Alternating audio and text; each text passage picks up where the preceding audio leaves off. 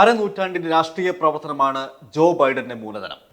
ലോകത്ത് തന്നെ ഇത്രയേറെ കാലം രാഷ്ട്രീയത്തിൽ നിറഞ്ഞു നിന്ന മറ്റൊരു നേതാവുമില്ല. ഡൊണാൾഡ് ട്രംപ് റിയൽ എസ്റ്റേറ്റ് ബ്രോക്കറായി നടന്ന കാലത്ത് അമേരിക്കയുടെ സെനറ്ററായിരുന്നു. നോക്കൂ, 1988-ൽ 44-ാം വയസ്സിൽ അമേരിക്കൻ പ്രസിഡന്റ് തെരഞ്ഞെടുപ്പിന് ഇറങ്ങിയതാണ് ബൈഡൻ. പിന്നീട് ഇങ്ങോട്ടെല്ലാം ഈ 2024-ലും ബൈഡന്റെ പേര് പ്രസിഡന്റ് തെരഞ്ഞെടുപ്പിൽ ചർച്ചയാകുകയാണ്. എന്നാൽ ഇപ്പോൾ ഇതുവരെ ബൈഡൻ എന്തായിരുന്നുവോ അതെല്ലാം അപ്രസക്തമാക്കുന്ന ചർച്ചകളാണ്. പ്രസിഡൻഷ്യൽ ഡിബേറ്റിലെ നാണക്കേട് എങ്ങനെ ബൈഡൻ മാറ്റും? തിരഞ്ഞെടുപ്പിൽ നിന്നേ പിന്മാറുമോ? ബൈഡൻ അതേക്കുറിച്ച് ഒരു സൂചനയും നൽകുന്നില്ല. എന്നാൽ ബൈഡൻ പിന്മാറിയാൽ പിന്നെ എന്തൊക്കെ എന്നതിലാണ് നിലവിൽ വൻ ചർച്ച. നവംബറിലാണ് തിരഞ്ഞെടുപ്പ്. ഡെമോക്രാറ്റിക് പാർട്ടിക്കുള്ളിൽ സ്ഥാനാർത്ഥിയെ തീരുമാനിക്കുന്നതിനുള്ള പ്രൈമറിയൊക്കെ കഴിഞ്ഞു. 4000 ഡെലിഗേറ്റുകളിൽ 3900 പേരും ബൈഡൻ അനുകൂലമാണ്.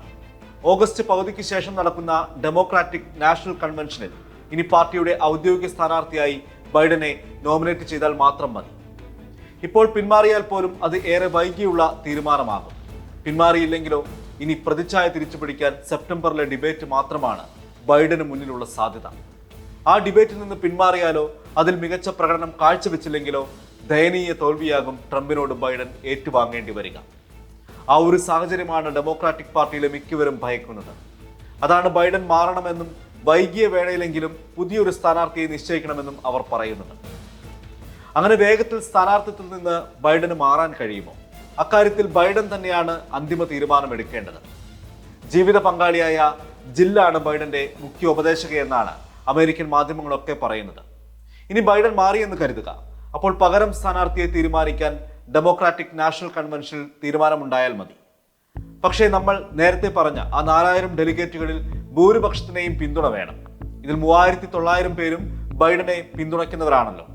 സ്ഥാനാർത്ഥി മോഹവുമായി പലരും വരുമ്പോൾ ഈ ഡെലിഗേറ്റുകൾക്കിടയിൽ ഒരു തീരുമാനമുണ്ടാകാനുള്ള സാധ്യത എത്രത്തോളം എന്നാണ് പാർട്ടിയുടെ ആശങ്ക. ബൈഡനെ മാറ്റണമെങ്കിലോ ബൈഡന് പിന്തുണ പ്രഖ്യാപിച്ച ഈ ഡെലിഗേറ്റുകൾ തന്നെ തീരുമാനിക്കണം. അതിനുള്ള സാധ്യത കുറവുമാണ്. ഇനി ബൈഡൻ മാറിയാലോ അല്ലെങ്കിൽ ബൈഡനെ മാറ്റിയാലോ മറ്റാരു വരും പകരം? നിരവധി പേരുകളുണ്ട്. ഇപ്പോഴത്തെ വൈസ് പ്രസിഡന്റ് കമല ഹാരിസ്, മുൻ പ്രഥമ വനിതയും ബറാക് ഒബാമയുടെ ജീവിത പങ്കാളിയുമായ Michelle Obama, California governor Gavin Newsom, Pete Buttigieg, Elizabeth Warren, എന്തിനേറെ ജനപ്രതിനിധി സഭാ സ്പീക്കറായിരുന്ന 84 വയസ്സുള്ള നാൻസി പെലോസിയുടെ പേര് വരെ ചർച്ചകളിൽ വരുന്നുണ്ട്. ഇതിൽ ആദ്യം പറഞ്ഞ 3 പേരുകൾ Kamala Harris, Michelle Obama, Gavin Newsom, ഇവർക്ക് കുറെ കൂടി സാധ്യതയുണ്ടെന്നാണ് പറയുന്നത്. അതിൽ തന്നെ മിഷേൽ ഒബാമയുടെ പേര് ഏറെ ശ്രദ്ധേയമാകുന്നു. ട്രംപിനെ അട്ടിമറിക്കാൻ കഴിയുന്ന ഒരാൾ എന്ന നിലയിൽ. റിപ്പബ്ലിക്കൻ സെനറ്റർ ടെഡ് ക്രൂസ് ഈ സാധ്യത പരസ്യമായി പറയുകയും ചെയ്തു. ട്രംപിന്റെ അടുപ്പക്കാരനാണ് ഇയാൾ. കണക്കുകൾ എത്ര പാളിയാലും ഇളകാത്ത മനസ്സാണ് ഇതുവരെ ബൈഡന്റെ കൈമുതൽ. ചാഞ്ചല്യമില്ലാത്ത നിലപാടുകളാണ് കഴിഞ്ഞ അരനൂറ്റാണ്ടായി ബൈഡനെ ഡെമോക്രാറ്റിക് പാർട്ടിയുടെ താക്കോൽ സ്ഥാനത്തിരുത്തിയത്. ഒരു ഉദാഹരണം കൂടി പറയാം. 2008-ൽ ഒബാമ പ്രസിഡന്റായപ്പോൾ വൈസ് പ്രസിഡന്റ് ആയിരുന്നു ബൈഡൻ. അക്കാലത്തായിരുന്നു ലോകത്തെ മുക്കിയ സാമ്പത്തിക മാന്ദ്യം. അന്ന് ബൈഡൻ കൈക്കൊണ്ട നടപടികളായിരുന്നു ഒബാമയ്ക്ക് തുടർഭരണം നൽകിയത്. അമേരിക്ക അതിവേഗം മാന്ദ്യത്തെ മറികടന്നത് ബൈഡന്റെ നയങ്ങൾ കാരണമായെന്നാണ് വിലയിരുത്തൽ. അതൊന്നും ഇപ്പോൾ പറഞ്ഞിട്ട് ഒരു കാര്യവുമില്ല.